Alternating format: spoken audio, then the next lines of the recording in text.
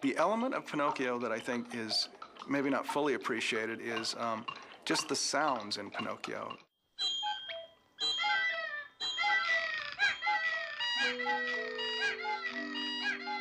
The sounds of the clocks ticking and when they go off, all those little delightful, charming chimes and melodies within all the different clocks. It's a great sound. We see a clock with ducks quacking. We see a clock with a tippler waving his bottle. We see a clock with a mama spanking her bad little boy. Each one has its own different sound. But it's layered so much that it becomes this sort of wonderful mechanical toy symphony. Walt always had a way of doing things with sounds where you just can't even imagine how he came up with that sound, how those guys did it. Like, if you look at Monstro, how they came up with the sound of that whale.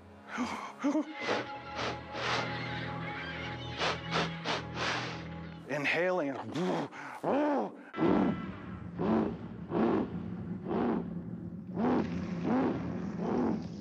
I don't know what causes that sound, but it is an incredible, terrifying sound that he came up with. Actually, in the story meetings, they discussed doing new sounds, things that we hadn't heard before. I mean, they specifically were looking for something that would get people's attention because it was something they had not experienced in an earlier film. Whether it was using unusual percussion sounds, or in the case of the Blue Fairy, this would become sort of a trademark for magic, where you have strings and celesta being sort of the keyboard high bells,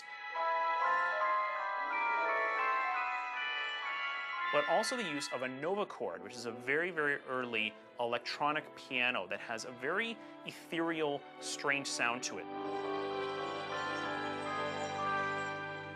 It's the sound of magic. And films from this point on would very much look to that sound as sort of the standard.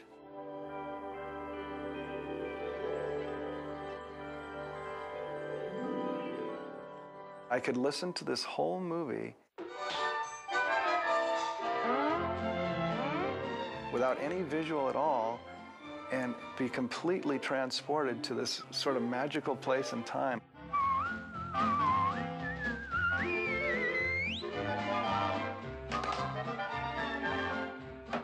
So it's a story in itself, just orally, to go through this film.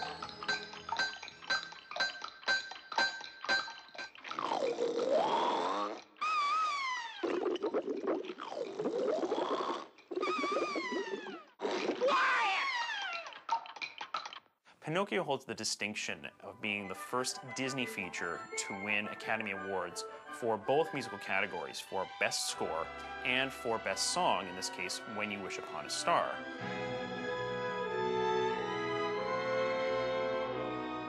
They would not receive those dual honors again until Mary Poppins, so this is quite some time, and then again in the late 80s, early 90s with the Ashman and Menken features, beginning with The Little Mermaid. So Pinocchio really sets a new bar for the kind of music that Disney was producing. Originally, people thought that the musical score of Pinocchio wasn't nearly as good as Snow White, but in years hence, they realized that this is one of the greatest scores for a film that was ever made.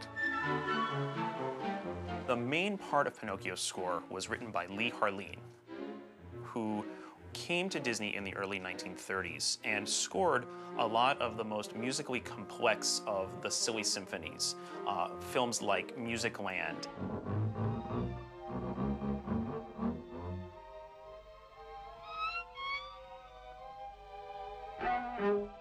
And the band concert.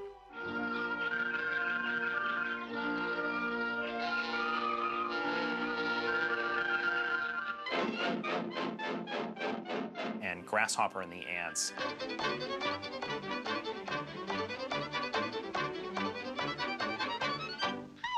For Pinocchio, he really has his work cut out for him, because there are these songs that come up throughout the film but there are far more dramatic moments in this film than anything else that Disney had done prior to this.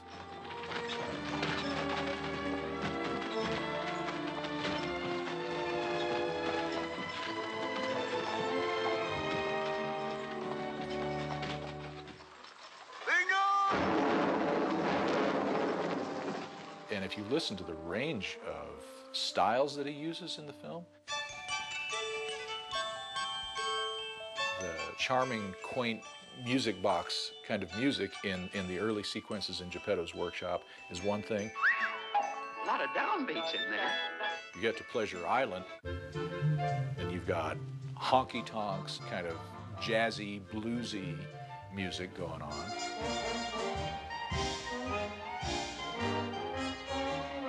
You've got the music at the puppet show, where the song is sung by Pinocchio. I got no strings to hold me down, to make me fret or make me frown. And then taken through all of these international variations by all the other puppets in the show. You have no strings, your arms is free. I've got strings, but unto you. Bear me and I wouldn't go, but I'd rather go with you. Hey! The guy could cover practically any style of music. And it's easy to underestimate just what a magnificent score that is until you listen to the music by itself. There are no strings on me.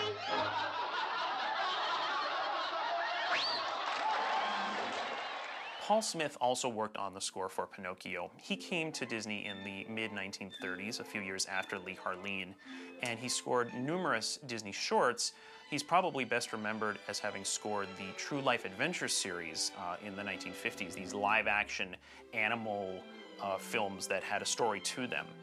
And the third person to work extensively on the score was Ned Washington. Now, Ned Washington was a lyricist, and he wrote the lyrics to some particularly famous songs like Singin' in the Bathtub and Stella by Starlight.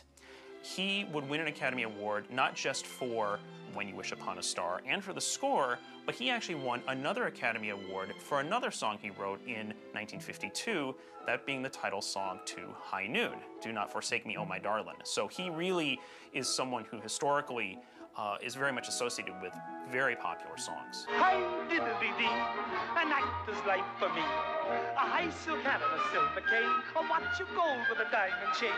What's interesting about the score is it's not just songs. It is a through-composed piece, just extraordinarily orchestrated. And it's used ironically, and we don't expect that usually from animation films. I hit strings, but now I'm free. There are no strings on me. When he's singing about his freedom, I've got no strings, we are aware that he has been entrapped by people that bear him no goodwill. They got strings, but you can see there are no strings on me. The animated cartoons, in particular, were really the first films that really, the music and the songs not only were part of what the story was, but they actually moved the story along. Who's afraid of the big bad wolf? Big bad wolf, big bad wolf. We have all grown up with many, many musicals, Broadway musicals, very famous things, but the classic Broadway musical that we know, that where the story is told through music, really started in the 40s. In the development of the movie musical, from the time the talkies came along in the late 1920s through the 1930s, the great step forward, which was often credited to the Fred Astaire, Ginger Rogers movies of that time, was making the songs part of the story. No one had thought of that before. And even on Broadway, that wasn't commonplace. But really, it didn't take off until Oklahoma of the 1940s. But Disney was making Snow White and Pinocchio and even his Silly Symphony cartoons with music and songs that moved the films along with the songs and music before that. And it's really a precursor to it. Walt just had a way or a vision that why waste time with a song? Why not have a song advance story? Hey, that's simple. Now, Most people know the music in Pinocchio mainly by way of When You Wish Upon a Star. That became kind of an anthem for the studio, but originally the idea was you got Geppetto wishing that the puppet could become a real boy. Wouldn't it be nice if he was a real boy? And then somebody comes up with the idea of having him wish on a star, starlight, star bright, the way people have done sometimes. So the obvious thing is to have Harleen write a song about wishing on a star. That's all it was. But as we know, it became one of the best known songs in history.